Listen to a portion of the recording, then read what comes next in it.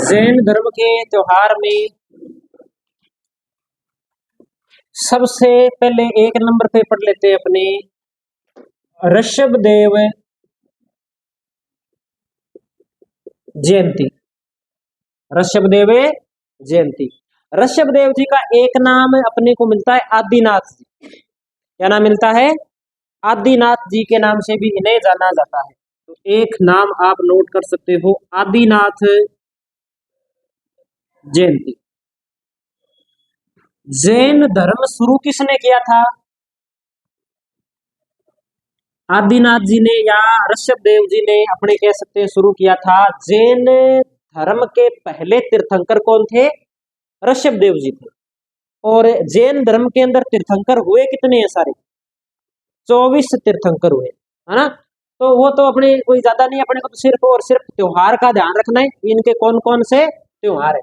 तो पहली त्योहार के रूप में अपने पढ़ते हैं ऋषभदेव जयंती या आदिनाथ जयंती। कब मनाई जाती है? चैत्र कृष्ण नवमी को मनाई जाती है। एक तो हम इसमें तिथि याद कर लेंगे कि कौन सी तिथि को मनाई जाती है। चैत्र कृष्ण नवमी, चैत्र कृष्ण नवमी को मनाई जाती है ऋषभदेव जयंती। और इस ये जयंती का मतलब सीधा जन्म से भी ऋषभदेव जी का क्या माना जाता है? इस दिन जन्मदिन माना जाता है, इसलिए ऋषभदेव जयंती मनाई जाती है। इसका मेला कहाँ भरता है? तो धुलेव के अंदर, अपने उदयपुर के अंदर एक स्थान पड़ता है धुलेव मेला। तो मेला भरता है धुलेव के अंदर, उदयपुर के अंदर पड़ता है। यहाँ पर इनका मंदिर है और यहाँ पर इनका मेला भरता है। तो ये इतनी बात इसमें अपने को याद रखनी है। आगे अपने बात करें तो एक तीर्थंकर हुए हैं महावीर जी। तो अपने 2 नंबर पे पढ़ लेते हैं महावीर जयंती। चैत्र शुक्ल त्रयोदशी को कौन सी जयंती होती है? महावीर जयंती। तिथि कौन सी है? तो चैत्र शुक्ल त्रयोदशी। जैन धर्म के अंदर जैसे बौद्ध धर्म है वैसे जैन धर्म। बौद्ध के अंदर तो भगवान बुद्ध के मानते हैं गुरु और उनकी पूजा होती है। और इसमें 24 तीर्थंकर है, उन 24 तीर्थंकरों को माना जाता है। इसमें क्या है, जो जैन धर्म के लोग हैं, जैन धर्म के जो अनुयायी है या इनके जो गुरु थे, उन्होंने तो यहाँ तक कहा था कि अहिंसा तो क्या है, अपने क्या हिंसा तो करनी नहीं है, अहिंसा परमो धर्म है, अपने हिंसा नहीं करनी है। और इन्होंने तो ये तक माना है कि फसलें भी नहीं बोनी चाहिए। फसलें बोते हैं ना, तो कहते हैं जमीन में जब हल चलाते हैं तो छोटे छोटे कीड़े मकोड़े होते हैं, उनकी क्या हो जाती है? मृत्यु हो जाती है। कई बार अपने हिस्ट्री के अंदर क्वेश्चन आ जाता है, हिस्ट्री के अंदर जैन धर्म होता है, अपने पढ़ना पड़ता है भारत के इतिहास में। तो उसमें कई बार क्वेश्चन आया हुआ है कि वह कौन सा धर्म है जिसके अंदर कृषि को भी क्या है सही नहीं माना, भी कृषि नहीं करनी चाहिए। तो कौन सा धर्म कहता है? जैन धर्म कहता है खेती भी नहीं करनी चाहिए। तो महावीर जयंती चैत्र शुक्ल त्रयोदशी को ये इनका क्या मनाया जाता है? जन्मदिन मनाया जाता है। इनका मेले के बारे में अपने को नहीं पढ़ना कुछ। आगे 3 नंबर पे अपने पढ़ते हैं पर्युषण पर्व। पर्युषण पर्व, पर्युषण पर्व क्या है? पर्युषण पर्व, पर्युषण पर्व। तो पर्युषण पर्व कब मनाया जाता है और क्यों मनाया जाता है, इसके बारे में अपने बात कर लेते हैं। पर्युषण पर्व का मतलब है कि भगवान से, ईश्वर से क्षमा मांगना। क्षमा किस चीज की मांगनी है? जो पाप करते हैं ना, पाप की क्या है भी, हमने ये भगवान हमने ये पाप कर दिए, हम आपके लिए व्रत रख रहे हैं, हमें क्या करना? क्षमा करना। तो ये क्या है? क्षमा वाणी पर्व है, क्षमा मांगने का पर्व है, क्षमा वाणी पर्व, क्षमा वाणी पर्व। जैन कितने प्रकार के होते हैं? जैन होते हैं 2 प्रकार के। कौन कौन से 2 प्रकार? एक होते हैं श्वेतांबर और एक कौन से होते हैं? एक होते हैं दिगंबर। तो यहाँ पर ये जो त्योहार है वो अलग अलग समय पर मनाया जाता है। श्वेतांबर अलग टाइम पे मनाते हैं, दिगंबर है वो अलग टाइम पर मनाते हैं। तो एक तो जैन के अंदर कौन से होते हैं? श्वेतांबर। श्वेतांबर का मतलब है वे जैन लोग जो श्वेत वस्त्र धारण करते हैं। श्वेत का मतलब क्या होता है? सफेद। श्वेत वस्त्र धारण करने वाले जैन हैं वो तो क्या कहलाते हैं? श्वेतांबर कहलाते हैं। और दूसरे होते हैं दिगंबर। दिगंबर जो लोग होते हैं, जैन होते हैं, वो वस्त्र धारण नहीं करते। दिगंबर लोग क्या है? दिगंबर जो जैन है वो वस्त्र धारण नहीं करते, वस्त्र धारण नहीं करते। इन धर्मों की शुरुआत कब से हुई थी? जैन है बौद्ध 600 ईसा पूर्व के आसपास इनकी शुरुआत मानते हैं अपने। जब अपने वैदिक काल समाप्त होता है ना, तब इसकी शुरुआत होती है। क्योंकि इस समय हुआ क्या था कि जो पहले जो पुराना धर्म है वो ये अपने हिंदू धर्म मानते हैं, इसको सबसे पुराना धर्म ये माना जाता है। तो इसमें क्या है, आडंबर बढ़ गए थे। जो उस समय के जो उच्च वर्ग के अंदर जो लोग थे ना, जो शिक्षित थे, शिक्षित के अंदर जो ब्राह्मण गिने जाते थे, ब्राह्मणों ने क्या किया, इस प्रकार से सिस्टम कर दिया कि तुम ये हवन नहीं कराओगे तो तुम्हारे में अगले साल कीड़े पड़ जाएंगे, तेरी मुक्ति नहीं होगी, तुम अगले साल सांप बन जाएगा अगले जन्म के अंदर। ऐसी बातें क्या उन्होंने ज्यादा फैला दी थी। तब हिंदू धर्म के प्रति क्या लोगों का थोड़ा सा विश्वास कम हो गया। तब दो धर्म सामने निकल के आते हैं, कौन है? जैन और बौद्ध धर्म। इन्होंने कहा कुछ नहीं होता, कोई हवन करवाने की जरूरत नहीं है, आप बिना हवन कराए रह सकते हो, घर पे रहना जरूरी नहीं है, आप घर को त्याग करके भी क्या है अपने जीवन को बढ़िया तरीके से चला सकते हो। जीवन का मतलब है भगवान को याद करना, भगवान को कैसे भी याद कर सकते हो, कोई जरूरी नहीं है कि उसके लिए आपको कोई अनुष्ठान करना पड़े। तो इन दो धर्मों की शुरुआत होती है। जिस समय ये धर्म शुरू हुआ तब के हिसाब से सही था, लेकिन जैसे जैसे धर्म आगे बढ़ता गया, 400-500 साल हो गए धर्म को, तब क्या जैसे जमाना बदलता जाता है वैसे वैसे कुछ चीजों में भी परिवर्तन करना क्या हो जाता है? जरूरी हो जाता है। तो जैसे जैसे आगे बढ़ते गए, 400-500 साल निकल गए, उसके बाद में क्या हुआ कि पहले जो जैन धर्म का सिस्टम था वो सीधा सिस्टम था कि वस्त्र धारण नहीं करने, नॉर्मल सीधा रहना। अब लोगों को लगने लगा, जैन धर्म के कुछ लोगों को लगने लगा कि कुछ ना कुछ सुधार की क्या है? आवश्यकता है। तो अब कुछ लोगों ने सुधार की मांग की, कुछ ने कहा कि जो हमारे देवता इष्ट देव जो हमारे गुरु चला के गए हम तो उसी के अनुसार चलेंगे। तब आगे जाकर के जैन धर्म कितने भागों में बट गया? दो भागों में बट गया। एक श्वेतांबर जिन्होंने श्वेत वस्त्र धारण किए, दिगंबर जिन्होंने वस्त्र धारण नहीं किए। अब इनका ये जो क्षमा वाणी पर्व है ये भी क्या होता है? अलग अलग होता है। थोड़ा सा इसमें समय का क्या रहता है? अंतर रहता है। क्या अंतर रहता है? तो पहले अपने बात कर लेते हैं श्वेतांबर की। श्वेतांबर जो जैन लोग हैं वो भाद्रपद शुक्ल पंचमी से लेकर के, सॉरी, भाद्रपद कृष्ण द्वादशी से लेकर के भाद्रपद कृष्ण पंचमी तक क्षमा वाणी पर्व मनाते हैं। पहले इसको नोट करते हैं। तो लिखिए श्वेतांबर में ऐसे टेबल बना के आप लिख दीजिए, भाद्रपद कृष्ण द्वादशी से। ये कब मनाते हैं? तो ये मनाते हैं भाद्रपद कृष्ण द्वादशी से भाद्रपद,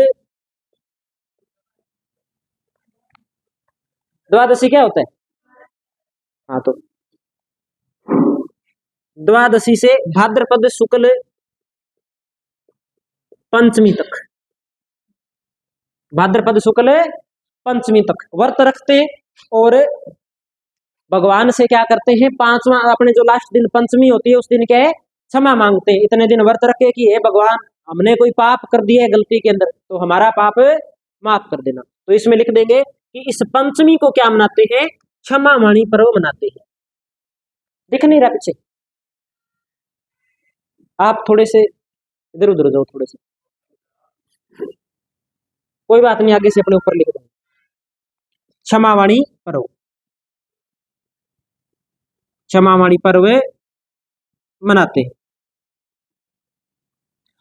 दूसरा अपने बात करें, दिगंबर जो जैन है वो कब मनाते हैं? तो दिगंबर जैन भाद्रपद शुक्ल पंचमी से शुरू करते हैं। भाद्रपद शुक्ल पंचमी से चतुर्दशी तक, भाद्रपद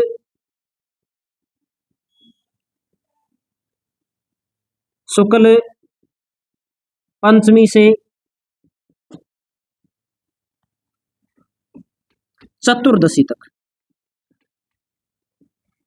चतुर्दशी तक ये व्रत करते हैं। और व्रत करने के बाद में अपने बात करें कि चतुर्दशी के बाद में पूर्णिमा आ जाती है। और पूर्णिमा के बाद में जब अपने बात करें कि एकम आती है आगे, आश्विन एकम, आश्विन एकम के दिन क्या है, ये ढोक लगाते हैं या ईश्वर से क्या है क्षमा मांगते हैं, जिसे पड़वा ढोक के नाम से जानते हैं। प्रश्न ये भी आ सकता है कि पड़वा ढोक क्या है, तो दिगंबर जो संप्रदाय है जैन का, वो उनका जो क्षमा वाणी पर्व है वो क्या कहलाता है, पड़वा ढोक कहलाता है।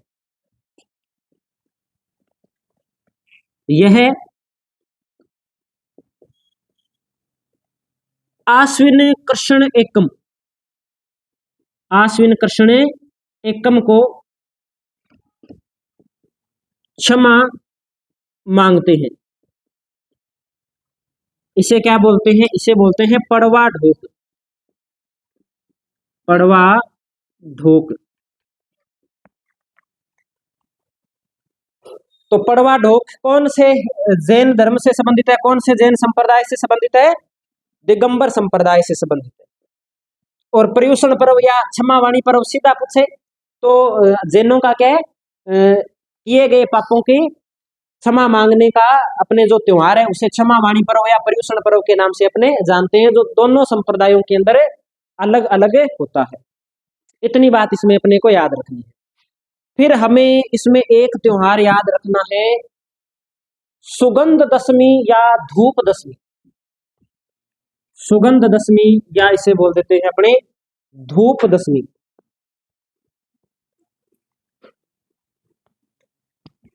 इस दिन जैन धर्म के मंदिरों के अंदर क्या करते हैं, उनके अंदर जो सुगंधित पदार्थ होते हैं उन सुगंधित पदार्थों को मंदिर के अंदर डालते हैं, और मंदिरों के अंदर क्या, जिससे सुगंध आने लग जाती है, जिसे क्या बोलते हैं, सुगंध दशमी अपने बोल देते हैं। कब मनाई जाती है, तो भाद्रपद शुक्ल दशमी को सुगंध दशमी।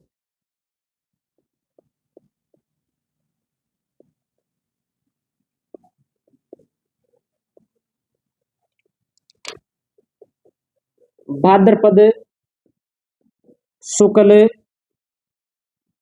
दशमी, ठीक है। इसमें क्या लिखना है अब, या लिखें भी, मंदिरों के अंदर कोई सुगंधित पदार्थ डाला जाता है जिससे मंदिरों के अंदर सुगंध आने लग जाती है, जिसे सुगंध दशमी के नाम से, या इसे अपने क्या धूप दशमी के नाम से जानते हैं।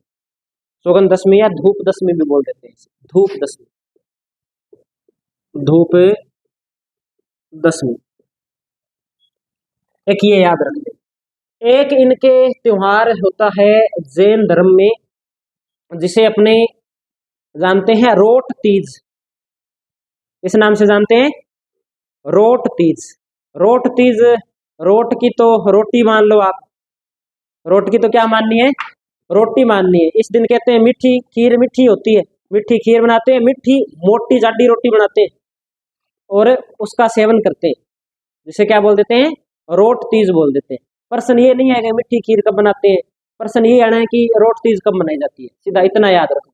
तो रोट तीज कब मनाई जाती है, भाद्रपद शुक्ल तृतीया को मनाई जाती है रोट तीज, भाद्रपद शुक्ल तृतीया। एक महत्वपूर्ण त्योहार इनका और पड़ला,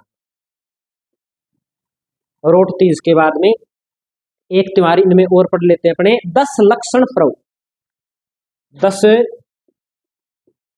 लक्षण पर्व। क्या है 10 लक्षण पर्व, 10 लक्षण पर्व के अंदर अपने 3 महीने याद रखने, चैत्र, भाद्रपद और माघ। कौन कौन से महीने हैं, एक चैत्र है, एक भाद्रपद है और एक है माघ। कितने महीने हो गए, 3 महीने हो गए। इन 3 महीनों के अंदर 10-10 दिन, 3 महीनों में 10-10 दिन। कौन से 10 दिन, इनमें 10 दिन शामिल होते हैं शुक्ल पंचमी से लेकर के और 14 तक। कितने दिन हो गए, जैसे अपने पढ़े कि चैत्र शुक्ल पंचमी से चतुर्दशी तक, भाद्रपद शुक्ल पंचमी से चतुर्दशी तक, माघ शुक्ल पंचमी से चतुर्दशी तक। 10-10 दिन ये क्या करते हैं, व्रत करते, 10 दिन क्या करते हैं, व्रत करते हैं। और जैन धर्म के अंदर लोग होते हैं दो प्रकार के। एक तो होते हैं सन्यासी, जो घर छोड़ ही देते हैं, घर पे आते ही नहीं, घर से उनका कोई संबंध नहीं होता। वो तो इन्हें तीनों महीनों के अंदर क्या है, 10-10 दिन है, वो अपने कह सकते हैं कि व्रत करते हैं ईश्वर को याद करने के लिए। और जो लोग गृहस्थ जीवन व्यतीत करते हैं, घर पे रहते हैं अपने परिवार के साथ में, वो इन 3 महीनों में सिर्फ और सिर्फ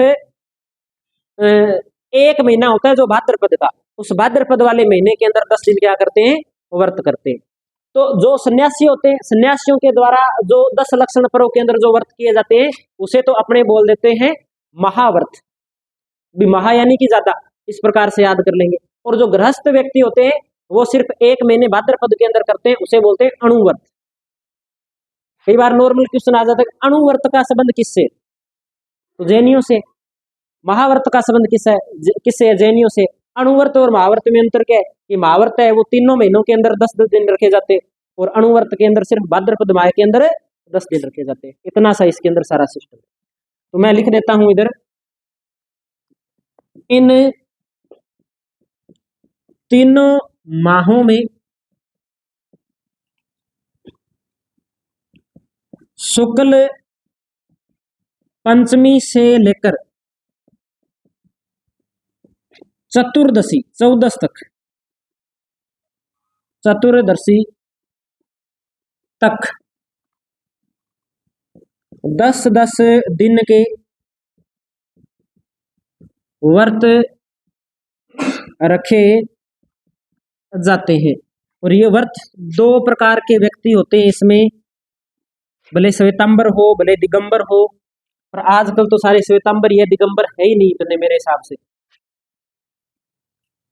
एक तो इसमें होता है सन्यासी, और एक होते हैं गृहस्थ।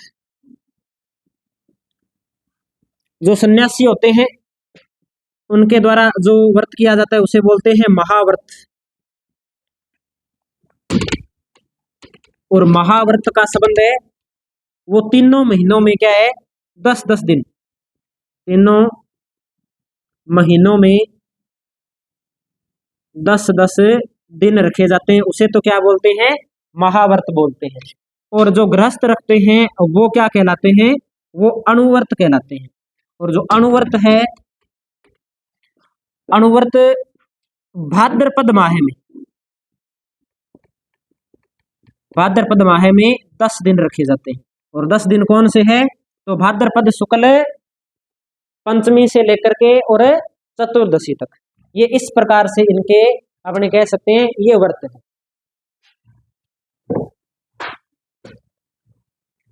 तो एक बार रिपीट कर लेते हैं जैन के जो त्योहार है।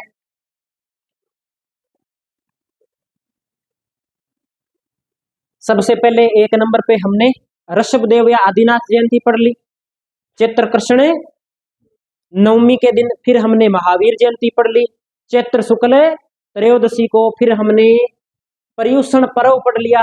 पर्युषण पर्व के अंदर हमने देख लिया था कि क्षमा मांगने का पर्व है। श्वेतंबर और दिगंबर में अलग अलग है। श्वेतंबर में तो भाद्रपद कृष्ण द्वादशी से शुरू होता है और भाद्रपद शुक्ल पंचमी तक चलता है। और जो पंचमी वाला दिन है उस दिन ये 10 लक्षण पर्व के रूप में इसे प्रमुख रूप से मनाते हैं।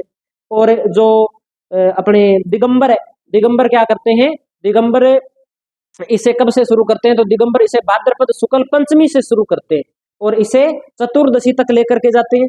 और पूर्णिमा को छोड़ करके आश्विन महीने का जो अगला दिन पहला दिन होता है उसके दिन क्या करते हैं, पड़वा ढोक यानी कि क्षमा की याचना करते हैं, जिसे पड़वा ढोक के नाम से जानते हैं। फिर हमने क्या पढ़ा था, उसके बाद में तो हमने पढ़ लिया, ये रोट तीज पढ़ी थी क्या, या सुगंध दशमी, सुगंध दशमी पढ़ ली थी। धूप दशमी बोलते हैं, रोट तीज है भाद्रपद शुक्ल तृतीया को है। इस दिन मीठी खीर बनाई जाती है, मीठी मोटी रोटी बनाई जाती है, वो खाई जाती है, उसे रोट तीज के नाम से जानते हैं। और फिर हमने क्या पढ़ लिया इसके अंदर, फिर हमने इसमें 10 लक्षण पर्व पढ़ लिया, चैत्र भाद्रपद और माघ, 2 भागों में बांट दिया।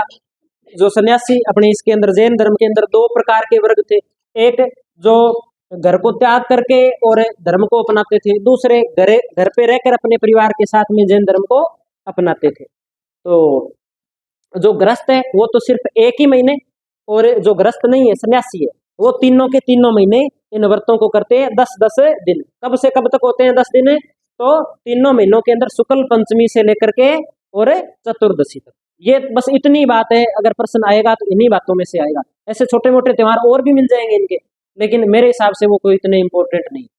तो इतने अपने क्या कर लेंगे इसमें, याद कर लेंगे। अब अगला अपनी बात करें तो अगले अपने सिख धर्म के 4 त्योहार है, तो वो पढ़ते हैं आगे। तो अगली हेडिंग लगा दीजिए आप, सिख धर्म के त्योहार। सिख धर्म के त्योहार बिल्कुल आसान है।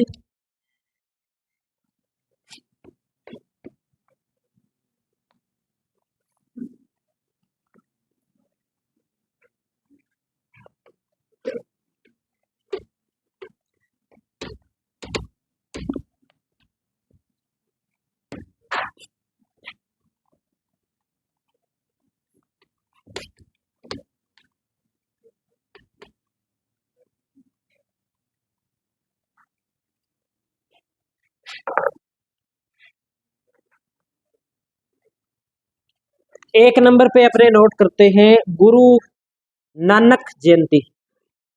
सिखों के त्योहार या सिख धर्म के त्योहार, सिख धर्म के त्योहार। एक नंबर पे पढ़ते हैं हमें गुरु नानक जयंती। गुरु नानक जयंती कब मनाई जाती है? तो कार्तिक पूर्णिमा को। कब मनाई जाती है? कार्तिक पूर्णिमा को। और कार्तिक अमावस्या को कौन सा त्योहार मनाया जाता है? दीपावली। तो दीपावली के कितने दिन बाद में? 15 दिन बाद में कार्तिक पूर्णिमा आती है, और उस दिन कौन सी जयंती मनाई जाती है? गुरु नानक जयंती मनाई जाती है। जयंती का मतलब है जन्म से। इस दिन गुरु नानक देव जी का जन्मदिन माना जाता है। गुरु नानक देव जी का जन्म कौन से वर्ष हुआ था, कोई बता सकता है? 15 अप्रैल 1469 के अंदर। ठीक है, 1469 प्रमुख रूप से याद रखना है अपने को, 1469 के अंदर। ठीक है, 1469 में जन्म हुआ कहाँ था गुरु नानक देव जी का? ननकाना साहिब, वर्तमान है पाकिस्तान के अंदर जो पंजाब पड़ता है ना, उसमें आता है जन्म स्थान ननकाना साहिब। यहाँ पे बहुत बड़ा गुरुद्वारा भी बना हुआ है।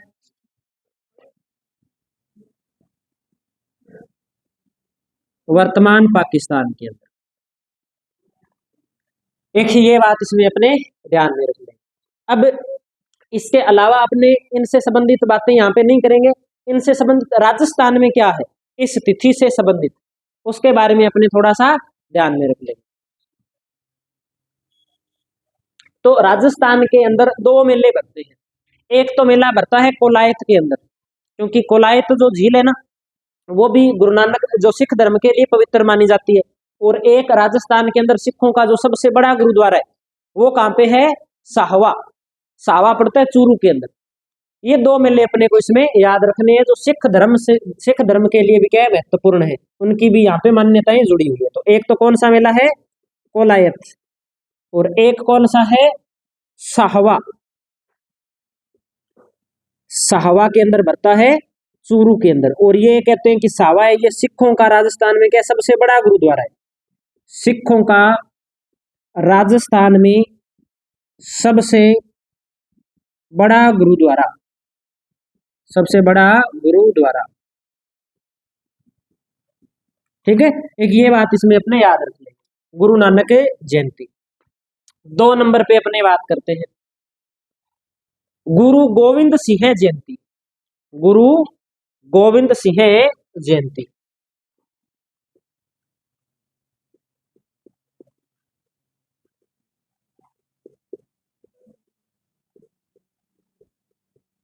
कब मनाई जाती है? गुरु गोविंद सिंह जयंती गुरु गोविंद सिंह जयंती मनाई जाती है पौष शुक्ल सप्तमी को। पौष शुक्ल सप्तमी।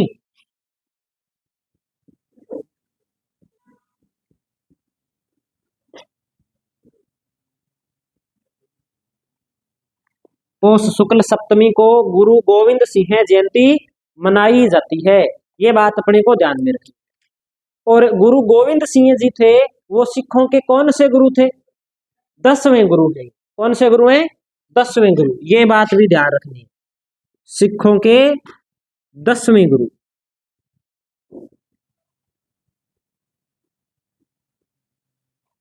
सिखों के 10वें गुरु श्री गुरु गोविंद सिंह जी।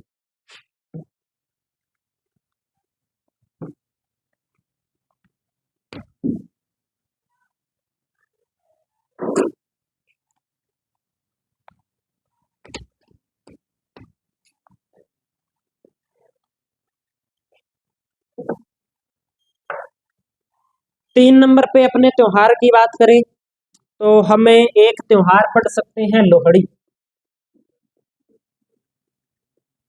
कब मनाई जाती है? मकर संक्रांति से एक दिन पहले, यानी कि 13 जनवरी को। तो लिख सकते हैं अपने मकर संक्रांति से एक दिन पहले। ये कौन सी मकर संक्रांति है? कल्चर वाली मकर संक्रांति है क्या? यह भूगोल वाली मकर संक्रांति है? मकर संक्रांति से एक दिन पहले। भूगोल वाली नहीं है ये कल्चर वाली है। भूगोल वाली कब होती है? 22 दिसंबर को होती है। 13 जनवरी को लोहड़ी का त्योहार है, वो मनाया जाता है। क्यों मनाया जाता है? प्रश्न तो ये भी आ सकता है कि लोहड़ी का त्योहार वो क्यों मनाया जाता है? बताओ भाई पंजाबी लोगों, हैं? या रेवड़ी खानी होती है नई नई फसलों के लिए। नई फसल है वो कटाई पर आने वाली होती है, उसलिए एक उत्सव बनाया जाता है जिसे लोहड़ी के नाम से जानते हैं। बिल्कुल सही है, तो लिख दीजिए नई फसल के उपलक्ष्य में। नई फसल के उपलक्ष्य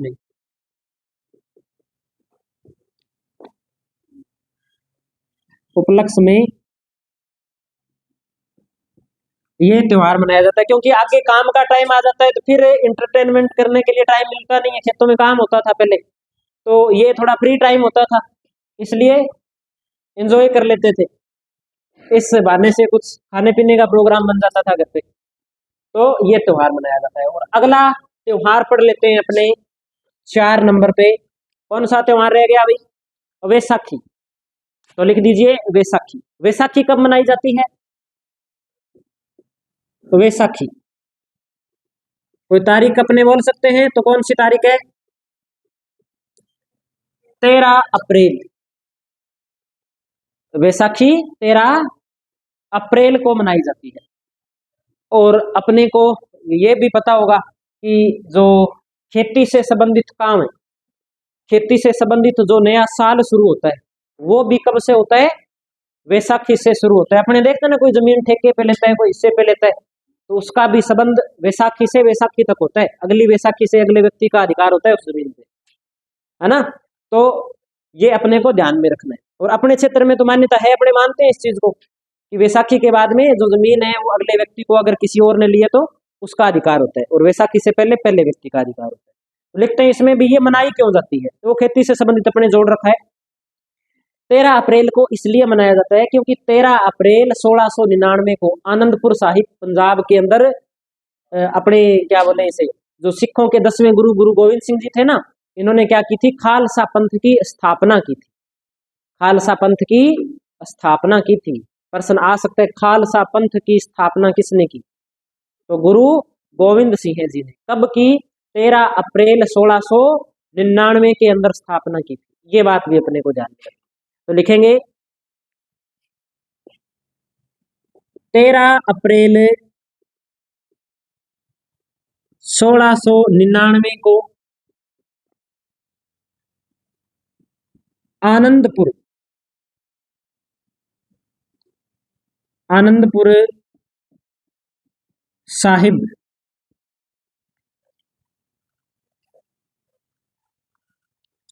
आनंदपुर साहिब ब्रैकेट में लिख सकते हैं अपने पंजाब में सिखों के 10वें गुरु, सिखों के 10वें गुरु श्री गोविंद देव जी ने खालसा पंथ की, खालसा पंथ की स्थापना की, खालसा पंथ की स्थापना की। तो इसे वैसाखी के रूप में मनाया जाता है। ये बात अपने को ध्यान में रखनी है। वैसाखी का महत्व क्या है? वैसाखी का खेती से जुड़ा हुआ महत्व भी मान लेते हैं अपने। जो मेन बात है वो ये है। और इससे पहले हमने लोहड़ी पढ़ ली, तो लोहड़ी का महत्व क्या है कि नई फसल आ जाती है, पककर तैयार होने वाली होती है, उस खुशी के अंदर अपने क्या है लोहड़ी का त्योहार मनाते हैं। और दो त्योहार हमने पढ़ लिए, एक गुरु गोविंद सिंह जयंती कार्तिक पूर्णिमा को, और एक गुरु नानक जयंती कार्तिक पूर्णिमा को, और गुरु गोविंद सिंह जयंती है वो पौष शुक्ल हाँ सप्तमी को। तो ये बातें अपने सिख धर्म के अंदर अपने को याद रखनी। इसके अलावा भी कोई त्योहार है क्या? वो तो हरियाली अमावस्या के दिन है, वो तो मैंने बता ही दिया आपको, पहले मेला भरता है वो मैंने आपको उसके अंदर जब हरियाली अमावस्या पढ़ाई थी ना उसमें लिखवा दिया। बुड्ढा जोड़ का मेला अनूपगढ़ के अंदर भरता है, अनूपगढ़ जिले के अंदर, और तहसील पड़ती है रायसी नगर। उसके बारे में अपने लिख चुके हैं। और बुड्ढा जोड़ के अंदर एक झील है, और उस झील के अंदर जो जलापूर्ति होती है वो गंग नहर के द्वारा होती है। ये अपने आगे पर्यटन स्थल के अंदर भी बुड्ढा जोड़ का नाम आता है, तब उसमें लिख लें। तो ये अपने सिख धर्म के जो प्रमुख त्योहार है वो कंप्लीट हो गए। इसके अलावा और तो नहीं है ना राजस्थान में? वो अपने नहीं पढ़ सकते क्योंकि वो राजस्थान में नहीं है ना, राजस्थान राजस्थान वाला पढ़ना होता है अपने। तो अमृतसर के अंदर भी कोई मेला कोई विशेष तिथि को लगता है क्या?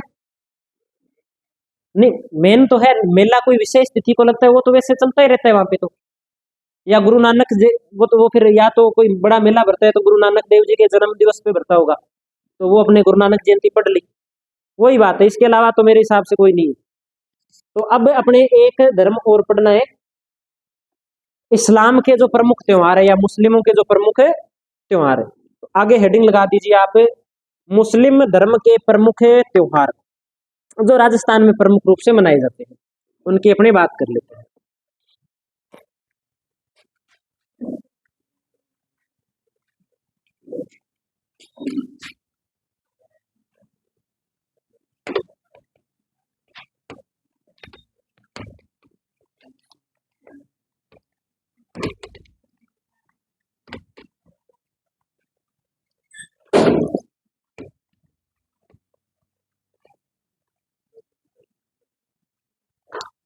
इस्लाम धर्म,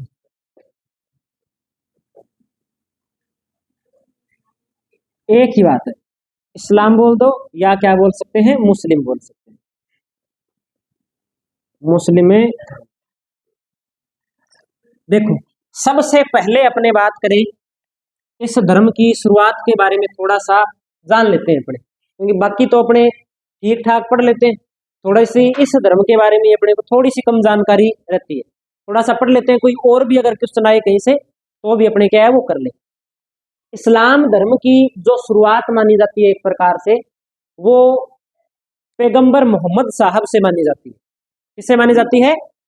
पैगंबर मोहम्मद साहब से। पैगंबर मोहम्मद साहब से इस धर्म की अपने क्या मान सकते हैं, शुरुआत मान सकते हैं। इस्लाम के अंदर तीन चीजें होती थी जब शुरू हुआ था ना इस्लाम, तब उसमें कितनी चीजें थी? उसमें तीन चीजें थी। सबसे ऊपर पैगंबर, पैगंबर के बाद में जैसे पैगंबर के बाद में उनका कोई आगे वंशज आएगा या जो उनका उत्तराधिकारी होगा वो कहलाएगा खलीफा। क्या कहलाएगा? खलीफा। खलीफा तो एक प्रकार से राजा होगा, खलीफा क्या होगा? एक प्रकार से राजा होगा। और खलीफा को सुझाव देने के लिए एक व्यक्ति होगा धार्मिक गुरु, धर्म गुरु जिसे बोलते हैं ना, एक धर्म गुरु होगा इनका, जो धर्म के बारे में बताएगा कि ये सही है, धर्म के अंदर ये बात गलत है। और दूसरा खलीफा का सहयोग करने के लिए होगा इसके अंदर राजनीतिक गुरु, जैसे अपने पढ़ते हैं ना चाणक्य, चाणक्य एक प्रकार से राजनीतिक गुरु था। ये व्यक्ति क्या बताएगा? जो राजनीतिक गुरु होगा, राजनीतिक गुरु जो होता था, ये राज्य के बारे में किस प्रकार से प्रशासन का संचालन करना चाहिए, ये सिस्टम था। अपने धर्म की शुरुआत कहां से होती है? पैगंबर मोहम्मद साहब से। अपने अब पढ़ते हैं पैगंबर मोहम्मद साहब के बारे में थोड़ी सी जानकारी रख लेंगे। खलीफा क्या होता है? अपने देखते हैं कि भारत के अंदर 1920 के आसपास एक आंदोलन चलता है, खिलाफत आंदोलन। वो खिलाफत आंदोलन क्यों चला था? वो इन खलीफाओं के लिए चला था, क्योंकि जो टर्की वाला क्षेत्र था ना, वहां पे इस मुस्लिम धर्म का जो सर्वे सर्वा होता था, जिसे खलीफा बोलते थे, वो टर्की में रहता था। और टर्की पर जो अंग्रेज है वो आक्रमण करके खलीफा को हटाना चाहते थे, इसलिए भारत के अंदर एक आंदोलन चला था, खिलाफत आंदोलन। और मोहम्मद अली और शौकत अली नाम के दो व्यक्ति थे, उन्होंने इस आंदोलन का नेतृत्व किया था। और बाद में महात्मा गांधी ने भी उनका सहयोग किया था, वो आप आगे पढ़ लोगे। अब खलीफा जो होता था, खलीफा कौन होता था? खलीफा दो प्रकार से हो सकता था। खलीफा कितने प्रकार से हो सकता था? दो प्रकार से हो सकता था। दो कैसे? कि एक तो जो योग्य हो शासन चलाने के, बिल्कुल योग्य हो कि ठीक है कि आप योग्य हो, आप लड़ सकते हो, वीर भी हो, बुद्धिमान हो, तो ठीक है, आप खलीफा बन सकते हो। दूसरे लोगों की जो धारणा थी, वो धारणा थी कि ऐसे नहीं चुना जा सकता, खलीफा तो वही होगा जो पैगंबर मोहम्मद साहब का वंशज होगा। एक वंशवाद की बात करते थे और एक सक्षम होने की बात करते थे। तो खलीफा दो प्रकार से आए आगे। एक तो आए अपने योग्यतम उत्तराधिकारी के रूप में, योग्यतम उत्तराधिकारी। और एक कौन आए? एक आए आगे जाकर के जो इनके रक्त संबंधी जो उत्तराधिकारी होते हैं ना, खून का जिनका रिश्ता होता है, भी राजा के बाद में राजा का बड़ा बेटा राजा बनेगा, ऐसा तो नहीं होता कि प्रजा में से कोई भी जो योग्य होगा वो आके राजा बन जाएगा। तो रक्त संबंधी उत्तराधिकारी, ये थोड़ी सी इसमें क्या रहती है? बात रहती है। अब इसी बात के कारण जो ये मुस्लिम संप्रदाय दो भागों में बंटता है, एक शिया और एक सुन्नी। ये कहानी क्या है शिया सुन्नी की? ये शिया सुन्नी की कहानी यहीं से शुरू हो जाती है, क्योंकि पैगंबर मोहम्मद साहब के बाद में कोई खलीफा बनता है तो वो बनता है अबू बकर। पहले खलीफा कौन कह सकते हैं? मोहम्मद पैगंबर साहब। और उनके बाद में जो इनका एक नंबर पे उत्तराधिकारी बना, वो कौन बना? अबू बकर। ये योग्यता के आधार पे आया था। इसके बाद में दो नंबर पे आया था उमर, उमर के बाद में आया था उस्मान। एक उमर और उमर के बाद में कौन आया? उस्मान। तीन उत्तराधिकारी कहां से आए? योग्यता के आधार पे उत्तराधिकारी बनाए गए। लेकिन बाद में कुछ लोगों ने, क्योंकि सारों की सोच एक जैसी नहीं होती, कुछ ने कहा कि हम उत्तराधिकारी या खलीफा उसे ही मानेंगे जो उनसे क्या है? संबंध रखता है। संबंध रखने वाले उत्तराधिकारी के रूप में चौथा उत्तराधिकारी आया अली। चौथा उत्तराधिकारी कौन आया? अली। अब यहीं से शिया और सुन्नी की क्या होगी? शुरुआत होगी। जो लोग योग्यतम उत्तराधिकारी की बात करते थे वो तो है सुन्नी मुसलमान, और जो लोग रक्त संबंधी उत्तराधिकार की बात करते हैं वो क्या कहलाते हैं? वो कहलाते हैं शिया मुसलमान। और शिया और सुन्नियों की आपस में लड़ाई चलती रहती है। तो ये तो कौन से हैं? ये तो इधर वाले तो कौन से मुसलमान कहलाए? सुन्नी। और ये इधर वाले कौन से मुसलमान कहलाए? शिया। ठीक है, इस प्रकार से इनकी क्या होगी? शुरुआत होगी। अब ये पद कब तक चलता रहा? ये पद लगभग अपने कह सकते हैं कि 1920-25 तक चलता रहा था। 1920-25 के बाद में खलीफा वाले पद को अंग्रेजों ने क्या कर दिया? समाप्त कर दिया और लोकतंत्र वाला सिस्टम लागू कर दिया यहाँ पे, कि राष्ट्रपति होगा और राष्ट्रपति क्या करेगा? राज्य का संचालन करेगा। ये कहानी होगी। तो खलीफा वाला पद तो क्या हो गया? समाप्त हो गया। धार्मिक गुरु राजनीतिक गुरु की वैसे कोई आवश्यकता रहती नहीं है, धार्मिक गुरु इनके चलते आ रहे हैं, जो टर्की के अंदर या ईरान सऊदी अरब इन क्षेत्रों के अंदर हर समय समय पर उनका चुनाव होता है कि अब की बार ये है, अब की बार ये, इस प्रकार से, तो वो कहानी रहती है। अब अपने थोड़ी सी बात करें पैगंबर मोहम्मद साहब की, कि पैगंबर जो मोहम्मद साहब है इनका जन्म कब हुआ? इनका जन्म हुआ था 507। ये लिख लिया क्या? ये लिखना है अपने को, थोड़ा सा ध्यान रखना है कि शिया कौन से सुन्नी कौन से, ठीक है। और खलीफा क्या होता है? खलीफा खलीफा होता है कि पैगंबर मोहम्मद साहब के बाद में जिन लोगों ने इस्लाम धर्म का नेतृत्व किया वो क्या कहलाया? वो खलीफा कहलाया। ये नोट करो पहले आप, बिल्कुल ऐसे उतार लो, ऐसे उतार लो। अगर फिर लाइन टू लाइन लिखेंगे तो एक पेज भर जाएगा, समझ में तो आ ही जाएगा मेरे हिसाब से, इतनी तो कोई ज्यादा है नहीं इसके अंदर कोई बात। पवित्र पुस्तक कौन सी है इनकी? इस्लाम धर्म की पवित्र पुस्तक कुरान, पवित्र पुस्तक, तो पवित्र पुस्तक है कुरान।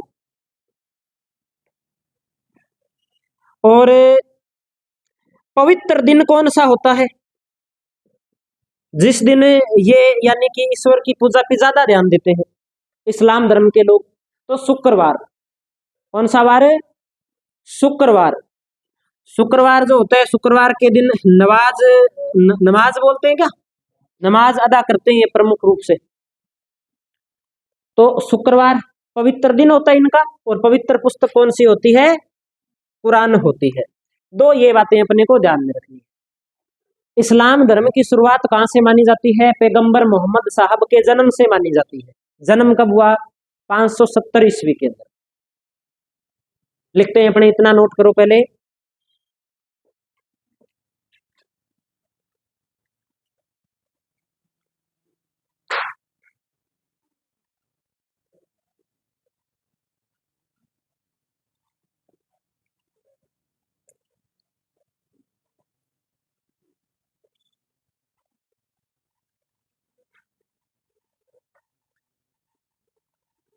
मस्जिद में कोई गया है क्या आप में से? मस्जिद में गया है कोई? आप गए हो? मस्जिद में मूर्ति होती है क्या? तो दरगाह होती है, दरगाह होती है। आप बताओ, दरगाह मस्जिद को ही कहते हैं या दरगाह और मस्जिद में अंतर होता है? बताओ। दरगाह तो किसी पीर से संबंधित होती है, मस्जिद तो वो स्थान है जहां पर अल्लाह की इबादत की जाती है, ईश्वर को याद किया जाता है, वो स्थान क्या कहलाता है? मस्जिद कहलाता है। उस मस्जिद में किसी भी प्रकार की कोई मूर्ति वगैरह वगैरह कुछ भी नहीं होता, सिर्फ वो स्थान है, उस स्थान को पवित्र माना जाता है कि यहाँ से हम ईश्वर को क्या करते हैं? याद करते हैं। तो इसका मतलब ये हो गया कि कोई मूर्ति नहीं है, तो ये निर्गुण संप्रदाय है, एक प्रकार से निर्गुण ईश्वर की क्या करते हैं? पूजा करते हैं। ईश्वर का कोई रूप निर्धारित नहीं है ना? तो लिख देंगे अपने। हाँ जी, देखो, खलीफा खलीफा मेन व्यक्ति है जो इस्लाम का संचालन करेगा, ठीक है।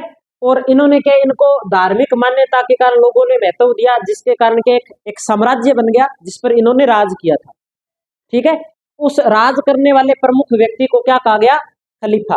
जैसे एक प्रधानमंत्री होता है, और प्रधानमंत्री के लिए एक हो सकता है वो अपने सैनिक विभाग के लिए अलग रखे, भी रक्षा मंत्रालय अलग है, और भाई ये जरा सारा सिस्टम चल रहा है, ये धर्म के नाम पे चल रहा है। तो धर्म के बात बात पर कोई होती रहती है सिस्टम की, अगर ऐसी स्थिति आ जाए तो हमें क्या करना है, ऐसी स्थिति आ जाए तो हमें क्या करना है। तो एक व्यक्ति, ये धार्मिक गुरु है, पूरा लिखा हुआ नहीं है ना, धार्मिक गुरु। तो एक धार्मिक गुरु है, एक क्या है? धार्मिक गुरु है, जो धर्म से संबंधित न्याय करता है, न्याय करने का अधिकारी भी है, और समय समय पर धर्म की राय किसे देता है? खलीफा को देता है। और राजनीतिक गुरु है, वो शासन चलाने के अंदर खलीफा की क्या करता है? सहायता करता था। पहले की कंडीशन थी ये, जब इस्लाम धर्म की शुरुआत हुई थी। बाद में ये सिस्टम क्या हो गया, चेंज हो गया। अब ये सिस्टम है नहीं है।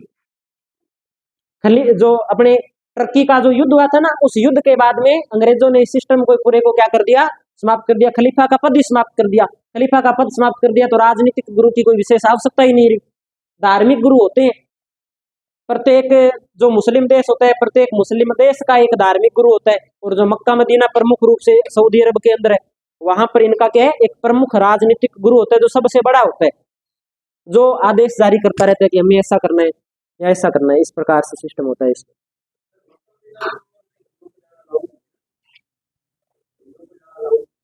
सुना तो मैंने भी है, सुना तो है, जानना अलग है या नहीं है उसके बारे में कुछ नहीं कह सकते। नहीं होगा फिर तभी कहते होंगे। लेकिन अयोध्या तो जा सकते हैं, कोई भी जा सकता है, ऐसी बाध्यता होनी तो नहीं चाहिए। अगर है तो वो गलत है ना। भी ईश्वर है, ईश्वर के दर्शन तो कोई भी कर सकता है, उसमें क्या है। ये उतार लिया ना सारा। चलो आगे फिर अपने एक एक बात इसमें नोट कर देते हैं कि इस्लाम जो धर्म है वो निर्गुण है।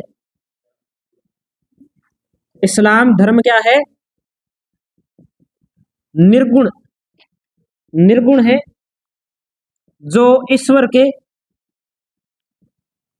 निराकार रूप की पूजा करते हैं।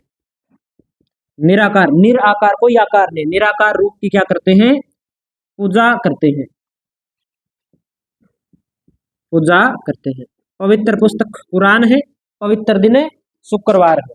तो ये अपने को ध्यान में रखना है। कल अपने अगली क्लास के अंदर पैगंबर मोहम्मद साहब के जन्म से स्टार्ट करेंगे कि